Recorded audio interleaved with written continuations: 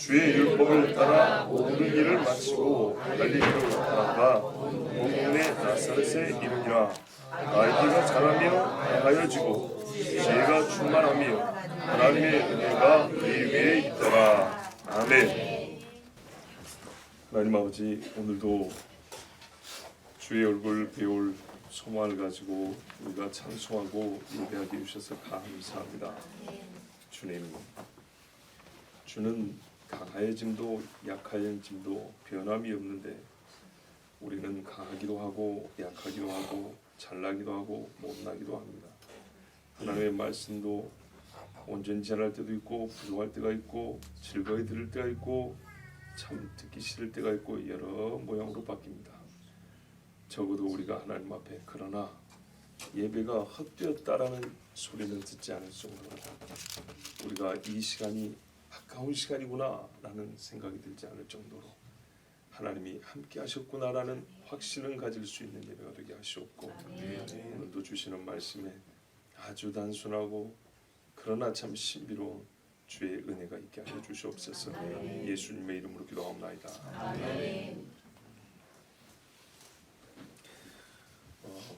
마리아가 정결례를 다 마치고 율법을 따라 이 모든 일을 마치고 이제 돌아가는데 어디로 갔냐 했더니 갈릴리로 돌아갔다 그랬어요. 그리고 본동네, 그들의 본동네, 그러니까 마리아와 요셉이 원래 살던데 나사렛이잖아요. 나사렛에 이르렀다 그랬습니다.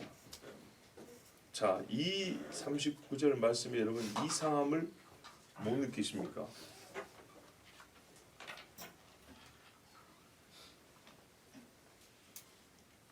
혹시 좀 이상하다고 생각하시는 분 손 들어보실래요? 왜 이상한지는 안 물어볼게요. 없으십니까? 없는 게 더 이상한데요. 애굽은 언제 갔다는 얘기죠? 그렇지 않습니까? 39절을 보시면 정결례를 마치고 갈릴리로 갔다잖아요. 애굽은 언제 간 겁니까?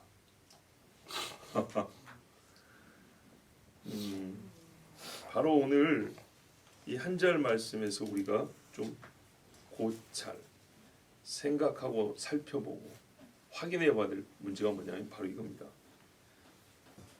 애굽에 피신을 갖다 돌아왔다는 말씀이 있고 오늘은 정결례를 마치고 바로 갈릴리로 간 것처럼 그렇게 기록을 했단 말이에요. 그러면 이 두 사건이 어떻게 조화롭게 해석이 될 수 있냐? 이것이 성경을 읽는 관점에 따라서 어떻게 달라질 수 있느냐? 또는 사람마다 해석 방식이 있어요. 자, 그것들을 간략하게 우리가 몇 가지 가능성을 추론해 보면서 사람마다 이렇게 읽기도 하는구나. 그러나 그렇게 읽기도 한다는 것이 그럴 수 있으니까 그냥 인정하자는 게 아니고 어떤 거는 이렇게 읽을 수 있지만 그 읽을 수 있음이 옳은 것은 아니구나. 또는 이렇게 쉽게 간단하게 이해할 수 있는 것을 너무 사람들이 복잡하게 생각하는구나. 자, 오늘 말씀을 읽는 아주 단순하고 바른 길을 여러분에게 알려드릴 겁니다. 이렇게 하는 이유는 왜 그러냐?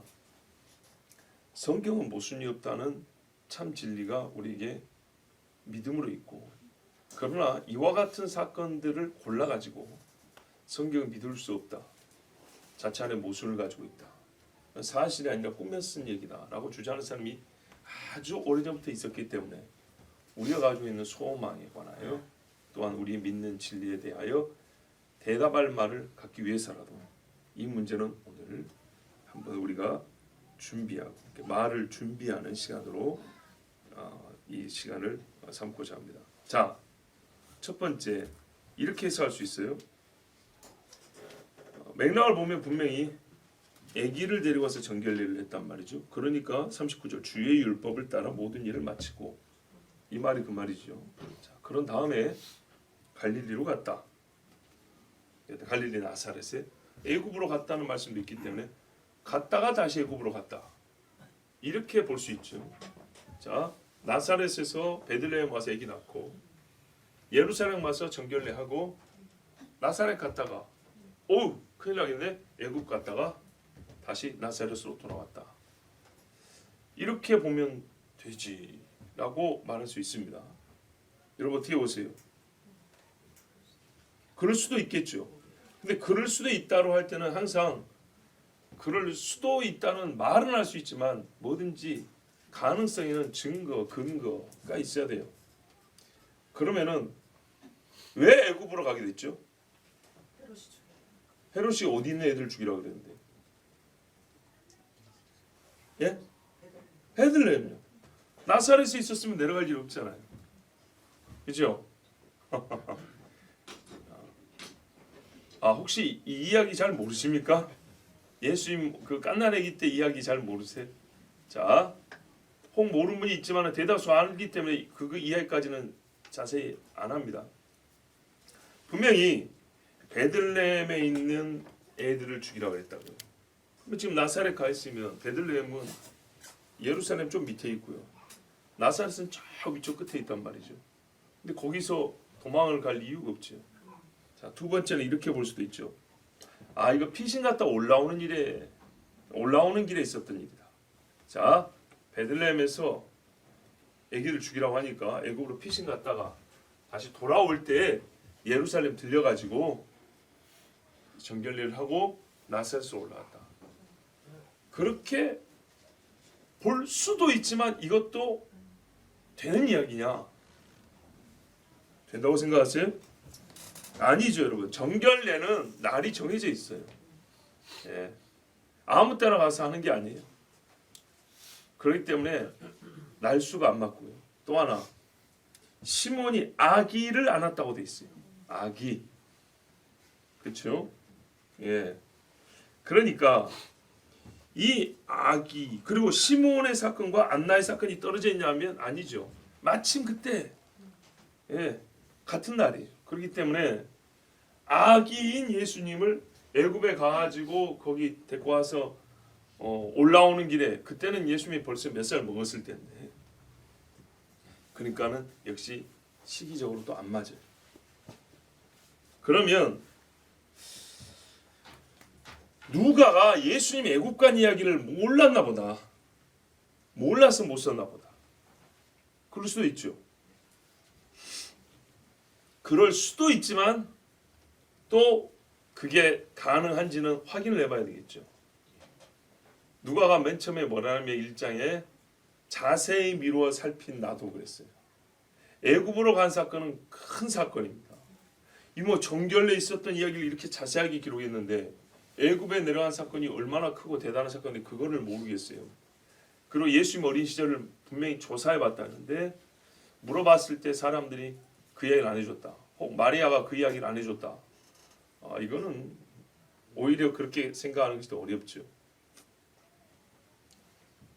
어쨌건 만일에 누가가 이 부분 애굽에 내려간 일을 조사하지 않아서 몰랐다면 기록을 안 하거나 못할 수 있었겠죠. 자, 이것은 후보 중에 하나 들어갈 수 있습니다. 네 번째, 이런 가설이 가능합니다. 원래 누가가 꿈에 쓰다 보니까 사복음서 저자들마다 다 꿈에 쓰다 보니까 서로 안 맞는 거야. 매우 단순한 대답이고요. 그러면 성경을 믿을 이유가 전혀 없어지죠. 여러분 그렇게 생각하세요? 자, 다섯 번째 하나 남았습니다. 가장 타당하고 성경적인 추론 방식입니다. 제일 간단합니다. 뭐냐? 그냥 안 썼다. 몰라서가 아니라 그 부분을 생략하고 안 썼다. 자, 보세요. 반드시 써야 되는 걸 생략하는 거하고 쓸거리가 많은데 이거는 쓰지 말자 하는 생략은 다른 의미입니다. 그렇죠? 반드시 써야 하는데 생략한 것은 잘못이고 오답이 되지만 쓸거리가 많아서 내가 써도 되고 안 써도 되고 할 때는 안 쓸 수 있는 겁니다. 안 쓴 겁니다. 그냥 안 썼다 그러면 되는 겁니다. 알지만 쓸 필요가 없어서 안 썼다. 안 써도 되니까 안 썼다. 자, 그래서 애굽에 내려간 일을 생략하고 정결례를 마치고 그 이후에 있었던 일을 생략하고 갈릴리 사건으로 바로 넘어갔다. 이렇게 보면 되는 겁니다. 자, 아까 제가 분명히 성경적 추론 방식이라고 그랬는데 이렇게 생각하는 것이 무슨 말이냐면 성경에 생략이 그렇게 많이 있나? 있어요? 있어요. 보세요. 요한복음을 마칠 때 맨 마지막 절에 뭐라 그러냐면 예수께서 행하신 일이 이 외에도 많으니 만일 낱낱이 기록된다면 이 세상이라도 이 기록된 책을 두기에 부족할 줄 아노라. 낱낱이 기록하면 그 양이 엄청나게 많은데 요한복음은 딱 21장 요만큼 썼어요. 무슨 말이죠? 많이 안 썼다 그 말입니다. 그래서 생략했구나 하면 됩니다. 근데 이제 우리가 궁금한 건 이것이죠. 왜 생략을 했을까이죠. 어떤 거는 쓰고 어떤 거는 생략하고 이유가 있을 거 아니에요? 자, 몇 가지 이유가 있어요. 첫 번째는 뭐냐면 다른 사람이 썼기 때문입니다. 다른 사람이 썼기 때문에 안 쓴 거. 쓸 것이 많은데 똑같은 사건을 계속 반복할 필요가 없다고 생각할 때는 쓰지 않고 반복을 해도 이거는 주제와 핵심 교리를 전하기 위해서 꼭 써야 한다고 생각한 것은 반복하여 드러날 수 있습니다. 그래서 오병이어는 사복음서에 다 들어있고요. 십자가와 부활은 다 들어있어요. 그런데 예수님의 출생 기사는요. 본래부터 마태복음과 누가복음이었어요. 그래서 옛날 현대인데요. 미국에서 이런 일이 있었어요. 목사 한 수 주려고 면접을 보는데 목사 후보생에서 면접을 보는데 물었어요. 당신은 예수님의 동정녀 탄생 이 사건을 믿습니까? 그러니까는 이 목사 후보생이 믿습니다 그랬어요. 그랬더니 심사위원이 오히려 나는 안 믿습니다 그랬어요. 왜? 그러니까 오히려 후보생이 놀라가지고 왜 안 믿으세요 그랬더니 예수의 탄생 이야기는 마가하고 요한복음에는 없지 않소. 마태와 누가복음에만 있잖아. 그러니까 나는 안 믿습니다 그랬어요. 여러분 이게 말이 됩니까? 한 군데라도 기록되면 믿어야 되는 거죠. 성경에. 뭐 홍해 갈라진 건 출애굽기만 기록이 돼 있잖아요. 그 사건을 그대로 제수한 거. 나머지는 인용하고 다시 재서술한 것이지. 그랬더니 옆에 있던 또 다른 심사위원 목사님이 그 아까 안 믿는다는 목사님한테 그럼 목사님은 뭘 믿습니까? 그랬더니 나는 산상수훈을 믿지요. 8복 산상수훈. 아 그래요. 보세요. 기적을 안 믿는 사람들 꼭 교훈으로 나온대요. 대부분 도덕적 교훈. 그거 잘 지키지도 않아요. 뭐 되는 척하기 위해서 꼭 그런 소리를 하죠. 그래서 그 옆에 있던 그 심사위원 목사님이 그래요? 나는 산상수훈을 안 믿습니다 그랬어요. 아니 왜 그걸 안 믿는단 말입니까? 막 성질을 낸 거예요. 실제 사건입니다. 그래서 뭐라 그랬냐면 목사님 말 맞다나 산상수훈은 마가복음하고 요한복음에는 기록이 없지 않습니까? 마태하고 누가에만 산상수훈이 나와 있어요. 똑같은 논리죠. 그러니까 할 말이 없어졌어요. 자기가 믿고 싶지 않으니까 어느 성경에만 있고 어느 성경에는 없으니까 지 마음대로 성경의 우열을 나눠가지고 믿느니 안 믿느니 증거를 삼는 거예요. 또는 기록이 안 돼 있다라는 것 때문에 안 믿겠다. 침묵론증이라고 그래요. 이런 식으로. 자, 어쨌든 이런 일련의 사건이 말하고 있는 바 전제된 사실은 뭐냐면 성경이 모든 사건을 다 기록하고 있거나 사복음서 특히 예수님에 관한 이야기는 사복음서가 똑같이 기록하고 있는 건 아니다 그 말입니다. 그렇다고 해서 다 기록한 것이 아니기 때문에 안 믿어도 된다는 그게 근거가 된다거나 또는 덜 믿거나 많이 기록된 사건일수록 더 진실하고 적게 기록된 사건은 어떤 인간의 비신뢰적인 신뢰하기 어려운 어렴풋한 기억에 의해서 써졌거나 사람이 약간 가공을 해서 썼거나 이런 게 아니라고 말입니다. 어떤 거는 쓰고 어떤 거는 안 쓴 이유는 성경이 말하면 성령의 감동을 따라 그랬다 돼 있고, 성령의 감동은 때로 이 책을 쓰게 할 때 저술의 목적이 있다고요. 마태, 마가, 누가, 요한 사복음서를 쓸 때 하나님께서 각 사람에게 똑같이 예수님 이야기를 쓰되 각 사람에게 중점적으로 쓰게 한 부분이 있다고요. 강조하게 한 부분이 있다고. 딱 보면 예수님의 어떤 면이 더욱 도드라지게 보이는 부분이 있겠었어요. 그래서 예수님을 사면으로 볼 수 있게. 그래서 이쪽 면을 강조하게 썼단 말이에요. 그러면 나머지는 무시한 게 아니고 이 사람의 글을 보면 예수님의 이면을 볼 수 있고 저 사람의 글을 보면 예수님의 이쪽 면을 더 강하게 볼 수 있어요. 그래서 보다 우리 주님을 온전하게 보게 하려고 그렇게 저술을 했기 때문에. 그래서 여러분 들어봤잖아요. 먼 복음은 사자 복음, 먼 복음은 무슨 뭐라 그러죠? 예? 몰라요? 뭐 그런 복음 이렇게 막 이제 별명을 붙여요. 그런 의미예요. 자, 마태복음에 보면 이렇게 돼 있어요. 2장에 헤롯 왕 때 예수께서 유대 베들레헴에서 나심에 동방으로부터 박사들이 예루살렘에 이르러, 자 그러면서 유대인의 왕으로 난 이가 어디냐 부르니까 헤롯이 몰라요.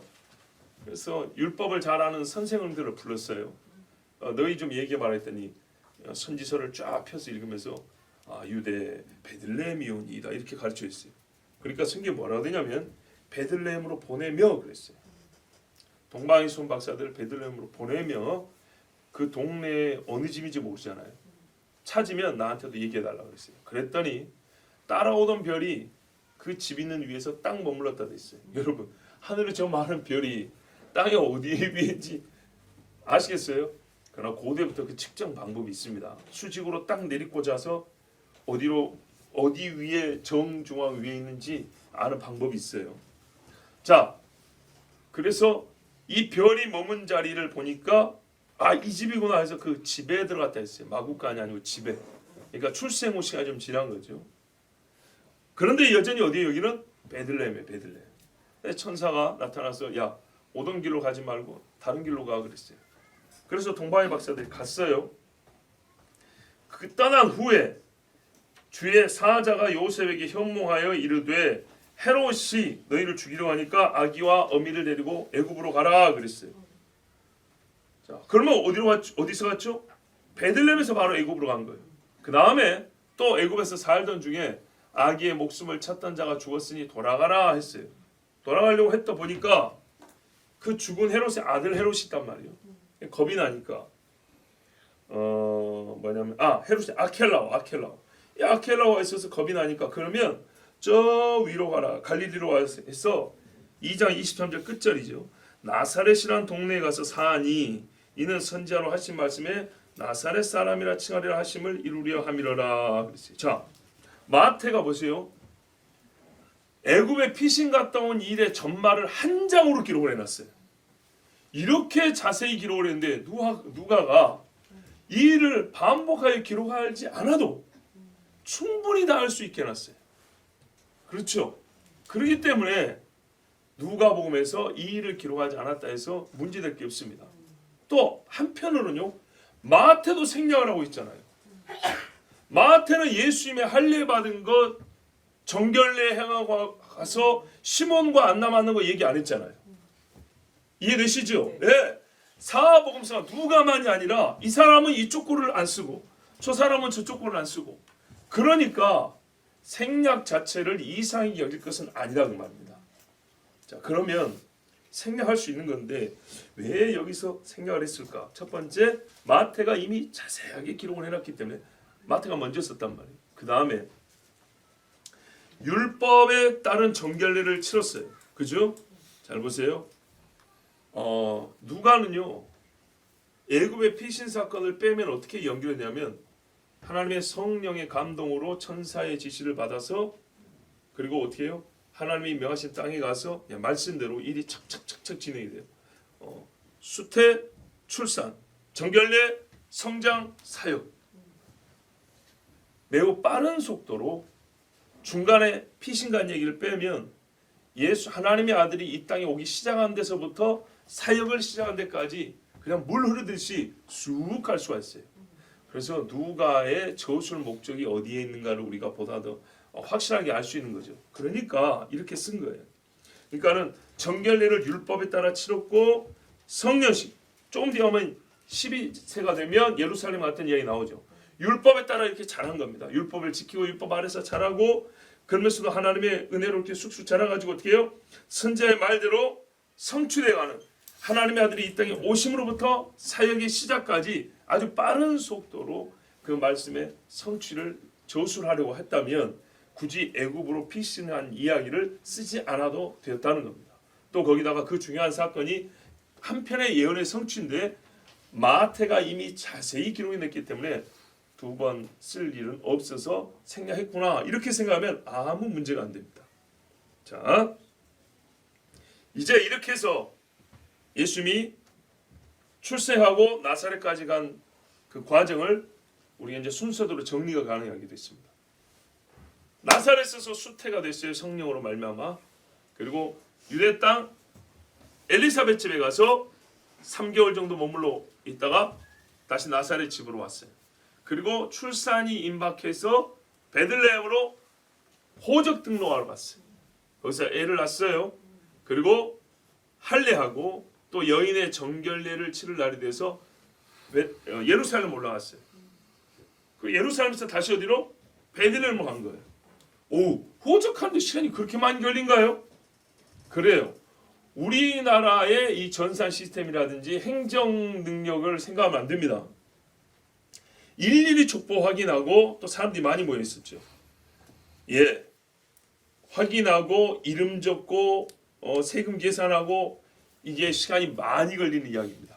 거기다가 아이를 낳기 때문에 그 일을 며칠 미뤘을 수도 있는 겁니다. 맞죠? 또 이왕 이렇게 된 김에 정결례도 치러니까 몇십일을 베들레헴에서 살아야 합니다. 그리고 여러분 우리 교회는 그렇지 않지만 대개 여인들이 어떻게 해요? 아이를 낳으면 쉽게 거동하지 못하고 두세 달 동안 쉬죠. 자, 그러는 동안에 예루살렘 잠깐 갔다 왔고 베들레헴하고 예루살렘은 몇 킬로밖에 안 되니까요.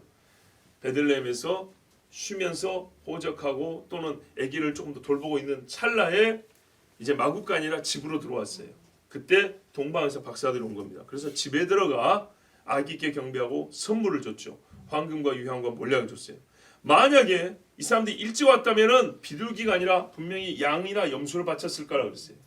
근데 이 사람들이 정결례가 끝나고 난 다음에 와서 이 큰 선물을 줬기 때문에 하나님께 바칠 재물을 구입할 때는 돈이 없었고 이 이제 많은 재물을 가지고 애굽으로 피신 가서 생활비로 쓰고 올라올 수 있었다 그 말입니다.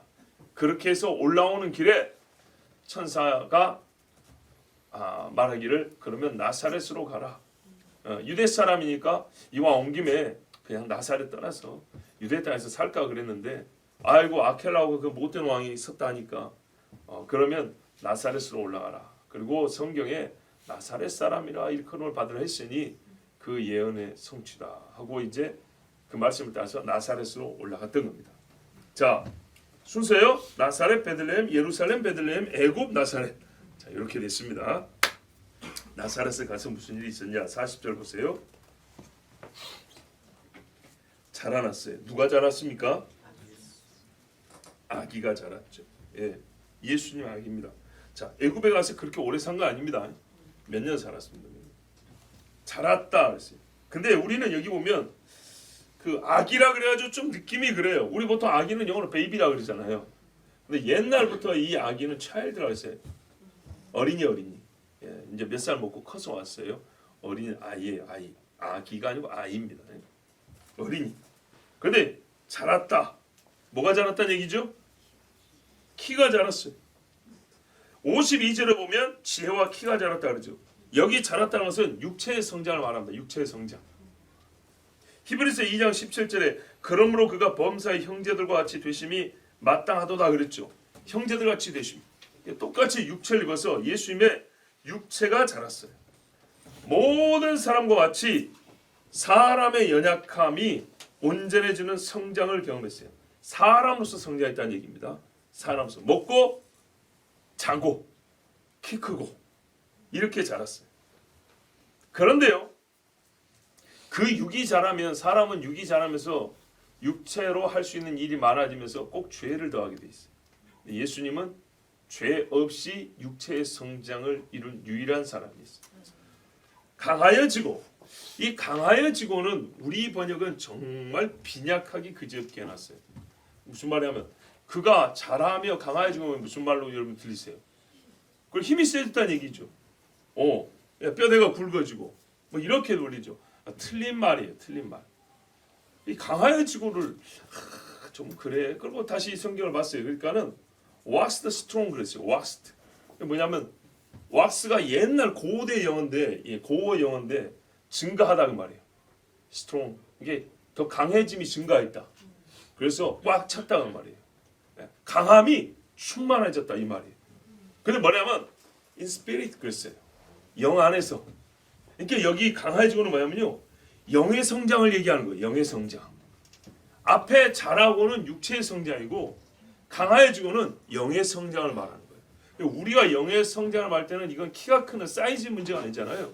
그래서 강약의 문제로 말해요. 영적으로 성장했어 이 말은 뭐예요? 영적으로 사람이 강해졌다는 얘기죠. 성숙해졌다 이런 표현이죠. 자, 영 안에서 강건해지고 그런 하나님의 영이라고 그랬어요. 그렇지만 이게 중요합니다. 본래 하나님 자신이지만 어린 아기로 왔죠. 그랬을 때 나이는 한 살이지만 영은 신성에 충만해서 그 신성의 능력을 막 행사하는 영으로, 그러니까는 머릿속으로 다 하는데 혀가 아직 안 풀려서 말을 못했냐? 그게 아니었어요. 보세요. 신성의 본질은, 그러니까 영의 본질은 신성이었지만 놀랍게도 말이죠, 육이 성장한 것처럼 예수님은 영도 성장을 했다 이렇게 말하는 거예요. 똑같이. 자, 우리도 영이 성장을 하죠. 분명한 사실이죠. 신앙이 큰다 그러죠. 그런 것처럼 예수님의 영이 컸다는 얘기입니다. 제가 그래서 이해하기 쉽게 말씀드렸어요. 머릿속으로는 모든 것을 다 생각하고 있고 할 수 있는데 몸이 안 따라잡고 지금 아무것도 못하는, 그게 아니고요. 히브리 말을 하나하나 배우는 것처럼 하나님의 영으로 오셨지만 그 영이, 보세요, 성령의 기름 부음을 받다 그랬어요. 예수님이 52절에도 지혜가 자랐다고 돼 있어요. 그리고 세례받을 때도 성령이 임재했다고 그랬어요. 그리고 성령의 임재를 받아서 성령의 능력으로 권능을 하겠다고 사도행전을 하면 사도들도 그렇게 말하고 있어요. 이게 우리가 성육신에 대해서 잘 배워야 합니다. 네. 이 나중에 가연설이 있어요. 네. 가짜로 나타났다는 거예요. 그리고 때가 되면은 하나님의 영이 싹 떠나볼 때는 육체 껍데기만 놓고, 무슨 말인가요? 영은 처음부터 온전하고 이 세상의 고통도 느끼지 아니하고 괴로움도 없이 그러고 있다가, 그러니까는 영만 이렇게 보호 캡슐에 들어있는 것처럼 이렇게 딱 쏙 빠져나간 것처럼. 근데 예수님의 어린 시절도 우리가 가연설을 배척하면서도 그렇게 이야기 쉽다고요. 그게 아니에요. 예수님의 영이 자랐어요. 놀랍게도. 그래서 옛날 우리 신앙인들은 그렇게 해서 있어요. 이게 신비가 있다. 육의 자람과 같이 영이 자랐다. 영의 자람을 담을 수 있는 육체가 함께 자랐다. 이렇게 균등하게 봤어요. 말씀이 그 이야기를 하고 있어요. 강하여졌다. 이 보세요. waxed, 점차로 증가하다 이런 말이에요. 점차로 증가했다. 강함이, 영이 점차로 증가했다. 이런 말이에요. 자, 성령의 공급하심을 통해서 우리의 영이 강하여지고 자란 것처럼 똑같이 이 땅에 사람 오신 예수님은 죄를 짓지 않고 그 영의 순전함, 죄 없는 상태의 영의 순전함이 계속 자라왔는데, 물론 우리와 비교는 안 됩니다. 왜냐하면 우리는 영이 자라기도 전에 죄의 수풀이 덮이기 때문에. 하지만 예수님은 계속하여 영 안에서 강하여지고 강하여지고 강하여지고 이렇게 성장했습니다. 지혜가 충만합니다. 이건 뭐 어렵지 않죠. 예수님은요, 선생님이 없었어요. 학교 공부해본 적이 없고요. 개인 교사로서 스승이 없었어요. 그런데 지혜가 충만했어요. 그럼 이 지혜는 어디서 왔을까요? 그렇죠. 하나님이 주신 지혜죠. 하나님이 지혜가 충만했어요. 그래서 이런 일이 있었어요. 이런 일이 아니라 이렇게 말씀했어요. 이사야 11장에 보면 이새의 줄기에서 한 싹이 나며 그 뿌리에서 한 가지가 나서 결실할 것이요 그의 위에 여호와의 영과 지혜와 총명의 영이요 모략과 재능의 영이요 지식과 여호와를 경외하는 영이 강림하시리니 요 영이 강림하셔서 어떻게 했어요? 강하여지고 지혜가 충만해졌다는 얘기예요. 그래서 무슨 일이 있었어요? 또래 아이들보다 분명히 어른스러웠을 겁니다. 실제 증명된 사건이 있습니다. 어른들을 놀랍게 했을 겁니다. 실제로 증명된 사건이 있습니다. 요한복음 7장에 보면 14절 16절에 이미 명절의 중간에 되어 예수께서 성전에 올라와서 가르치신 유대인들이 놀랍게 여기는데 이 사람은 배우지 아니하였거늘 어떻게 그를 아느냐 하니 예수께서 대답하여 이르시되 내 교훈은 내 것이 아니요 나를 보내신 이의 것이니라 그랬어요. 사람에서 난 것이 아니죠. 지혜의 충만함이 이렇게 증명이 됐고요. 또 어린 시절에 곧 우리의 뒤에서 읽은 말씀이죠. 2장 46절 47절에 사울의 성전에서 만난지 그가 선생들 중에 앉으사 묻기도 하고 듣기도 하고 듣는 자가 다 그 지혜와 대답을 놀랍게 여기더라. 이스라엘의 선생들이 깜짝 놀랐어요. 왜요? 예수님 안에 하나님의 지혜가 있어서 소위 수수께끼를 푼 게 아니라 하나님의 말씀을 풀었기 때문에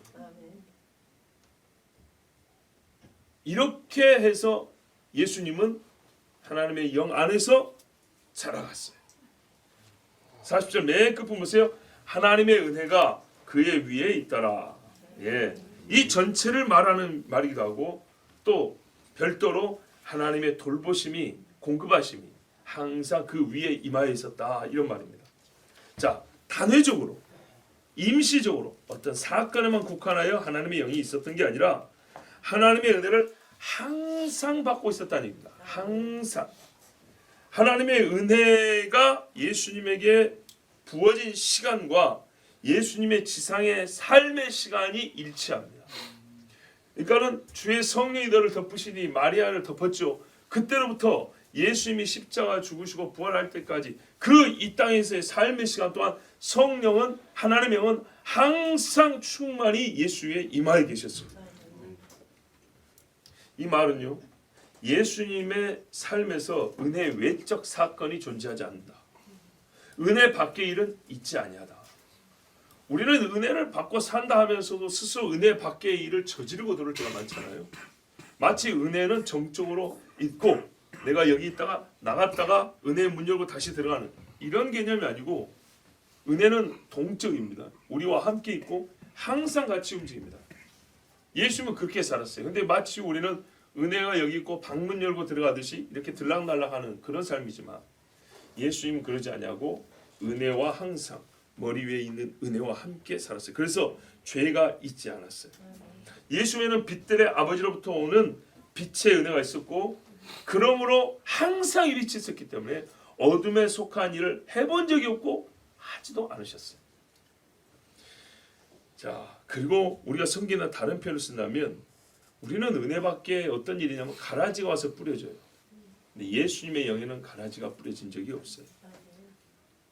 가라지에 씨조차도 뿌리지 않았어요. 우리 진노의 자식들은 말이죠. 악한 본성이 선한 본성을 이기는 때가 많아요.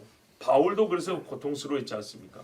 근데 예수님은 악한 본성이 단 한 번도 그 마음에 존재하거나 생성되거나 표현된 적도 없습니다. 그래서 말했어요. 그가 우리와 똑같이 오셨고 육신의 모양으로 오셨고 똑같이 시험을 받으셨을 때 죄는 없으시니라 이렇게 말씀합니다. 그래서 율법을 완성했다는 말도 예수님의 육체의 삶 안에서 이루어진 겁니다. 왜냐하면 율법이 하나님의 뜻이고 법인데 이거를 어김으로 말미암아 근거가 율법이니까 율법이 죄를 정한단 말이죠. 그런데 그 정한 죄값에 따라서 죄의 삭은 사망이다 이렇게 있는데 이 사망에서 우리를 건지기 위해서는 짐승이 보여주는 것처럼 깨끗하고 흠 없는 대속자가 있어야 되는데 그 대속자가 될 만한 자격이 있는지를 검증하는 게 바로 율법이란 말이죠. 즉 예수님의 삶은 하나님의 법을 하나도 어기지 않았다 이 말씀입니다. 자, 왜 그렇게 됐냐? 그렇게 왜 살 수 있었냐? 하나님의 은혜가 항상 그에 머물러 있어서 주의 보호하심이 있었고 또 그가 영 안에서 성장을 하고 자라는데 강하여 또 다른 영적 세력에 의해서 시험을 당하지 않았기 때문입니다. 거기에 넘어지거나 굴복하지 않았기 때문입니다. 자, 이렇게 우리 주님이요 잘하셨어요. 어린 시절. 오늘 뭐 대단한 사건은 없네요. 그런데 바로 이 부분이 보통의 혈육을 가진 형제들과 다른 예수님, 다른 분으로서 우리 주님이 사람의 손에서 키움을 받았어요. 참 놀랍죠. 하나님의 아들로서 성령의 양육으로 영이 자랐어요. 사람이 밥을 떠먹여 주니까 키가 자랐고 하나님의 영이 부어지니까 영이 강해지겠어요. 지혜가 충만해졌어요. 그리고 이 영육의 성장의 공이 하나님의 은혜가 항상 그를 덮고 계심으로 악한 자의 씨 뿌림이 예수님에는 있지 않았고 정결함이 해를 입지 않았어요. 나의 주님이 이렇게 어린 시절을 보냈습니다. 아직 다 끝나지는 않았습니다만은 오늘 이렇게 하나님이 우리 주님의 어린 시절을 알게 해주신 것이 참 감사합니다. 그리고 이어서 52절까지 계속하여 역시 다른 성경을 기록하지 않은 우리 주님의 어린 시절을 우리에게 알려주신 하나님의 은혜가 참 감사할 마음입니다. 여러분 예수님의 성장을 말씀하여 주심으로 제가 그냥 이런 일이 있었구나 알게 돼서 기쁘다 감사하다 이것보다는 저의 감사는 조금 더 큽니다. 뭐냐면 성육신에 대한 이해입니다. 성육신. 요한 1세에 가면 뭐랍니까? 적그리스도의 영이 무슨 영이냐? 그 영적 활동이 뭐냐 할 때 핵심은 예수께서 육체로 오심을 부인하는 영 그랬어요. 이게 이전부터 고대로부터 마지막 말세 중에 말세까지 예수의 그리스도됨을 부정하는데 이단들의 핵심 주장과 교리입니다. 하나님의 아들이 육체로 오셨다는 걸 부정하는 것. 이것이 가운데 있어요. 심장과 같은 거. 이게 빠지면 우리의 구원자는 없어지고 성경은 구원과 아무 상관없는 신화와 소설에 불과해져 버립니다. 예수께서 육체로 오셨다는 사실은 우리 구원, 우리 죄인이 하나님 앞에 죄 용서를 받고 구원받음에 있어서 가장 중요한 사실입니다. 그래서 누가에게는 보면요, 예수님의 육체로 오신 이 사건을 신성으로부터 시작된 하나님의 영으로부터 시작 고지 되잖아요. 네가 나을 것이다. 이 마태하고 이건 똑같은데 이 실제로 예수님이 육체로 사는 그 어린 시절 이야기를 우리에게 다른 성경보다 더 자세하게 풀어 보여줌으로써 하나님의 아들이 진짜 이 땅에 육신으로 오셨다는 사실을 가르쳐 줍니다. 그래서 마태와 누가복음 두 성경을 보면 어떤 성육신을 부정하는 이단도 다 막아낼 수 있습니다. 우리가 이 사실을 그냥 에피소드 정도로 읽고 지나가 버리니까 기적도 없지요. 뭐 죽은 자 살리는 것도 없죠. 대단한 막 논쟁도 없지요. 우리 스스로 너무 재미없는 이야기, 밋밋한 이야기, 아주 평범한 이야기로 넘겨버리니까 그러지. 그러나 성경은요, 마지막 영의 전쟁, 그리스도론의 전쟁은 성육신에 있다고 분명히 말씀했습니다.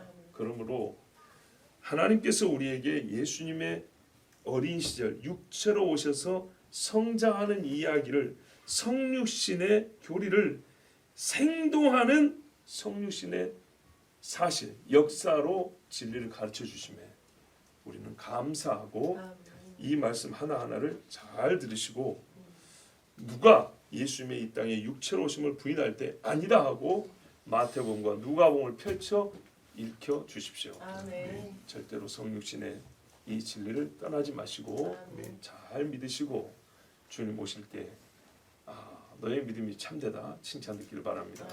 기도하겠습니다. 하나님 아버지 감사합니다. 오늘도 우리에게 치열한 논쟁은 아닙니다. 흥미진진하고 뭐 대단한 반전이 있는 이야기도 아닙니다. 그저 예수님이 어디 사셨는지, 예수님의 어린 시절에 그 시간 순서가 어떻게 되는지, 성경을 기술하는 방식이 어떤 류가 있는지, 그리고 성육신 교리가 우리에게 주어진 그 의미를 참 평범하게 들리지만 이렇게 소주제로 나눠놓고 보니 다 필요하고 중요한 말씀인 것을 깨닫게 됩니다. 하나님의 말씀이 어디 실수가 있고 이유 없는 것이 어디 있으랴. 주님이 뜻을 정하시고 우리에게 가르쳐 주셨으니 그 누구에게서도 또 어떤 시간대 어느 시대에서도 하나님의 아들이 육신을 입고 이 땅에 오사 우리의 대속주가 되셨다는 사실, 그의 어린 시절에서부터 그 성자에서부터 이런 확실한 역사로 우리에게 증명됐다는 사실을 우리 자신이 믿고 또한 불신자들과 공경하는 자들에게 대답하게 하여 주시옵소서. 마지막 때에도 이 성육신의 교리로 영의 전쟁이 일어난다 하였으니 끝까지 미혹하는 자에게 속지 말고 예수 그리스도의 육체로 오심을 믿음으로 주를 영접하는 백성 되게 하여 주시옵소서. 예수 그리스도 이름으로 기도하옵나이다. 아멘.